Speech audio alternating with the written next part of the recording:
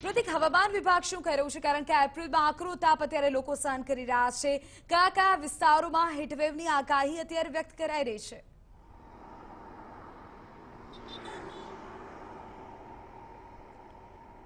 વિધિ ચોક્કસથી ઉત્તર પશ્ચિમમાંથી ગરમ અને સૂકા પવનો જે રીતે ગુજરાત તરફ આવી રહ્યા છે અને ગુજરાતમાં સતત ગરમીનું પ્રમાણ પણ વધી રહ્યું છે તેને જોતા હવામાન વિભાગ દ્વારા આગામી 2 દિવસ દરમિયાન હીટવેવની આગાહી વ્યક્ત કરવામાં આવી છે। મહત્વનું છે કે ઉત્તર ગુજરાત, સૌરાષ્ટ્ર અને કચ્છના જે વિસ્તારો છે તમામ વિસ્તારોમાં હીટવેવ થવાની શક્યતા વ્યક્ત કરવામાં આવી છે અને ગઈકાલથી જ જે રીતે તાપમાનમાં વધારો થયો છે અને સમગ્ર કહી શકાય કે એપ્રિલ મહિનાની શરૂઆતથી તાપમાનમાં વધારો થયો છે અને ગુજરાતના મોટાભાગના જે રાજ્યો છે, શહેરો છે તે શહેરોમાં તાપમાન 40 ડિગ્રીને પાર પહોંચી ગયું છે। અમદાવાદની વાત કરવામાં આવે તો અમદાવાદમાં પણ 40-41 ડિગ્રીને પાર તાપમાન પહોંચી ગયું છે, જેના કારણે લોકો અને શહેરીજનો ત્રાહિમામ પોકારી ઉઠ્યા છે। અમદાવાદના જે રસ્તાઓની વાત કરવામાં આવે, અમદાવાદના મોટાભાગના રસ્તાઓ ખાલીખમ અમને સુમસાન જોવા મળતા હોય છે, ત્યારે બપોરના સમયે લોકો ઘરની બહાર નીકળવાનું ટાળતા હોય છે। મહત્વનું છે કે જે રીતે હવામાન વિભાગ દ્વારા આગામી 2 દિવસ દરમિયાન હીટવેવની આગાહી વ્યક્ત કરી છે, લોકોએ પણ હવે સાવચેત રહેવાની જરૂર છે કારણ કે જે રીતે સતત ગરમીનું પ્રમાણ વધી રહ્યું છે અને ગરમીના પ્રમાણની સાથે સાથે જ બીમારીઓ અને રોગચાળાના આંકડા પણ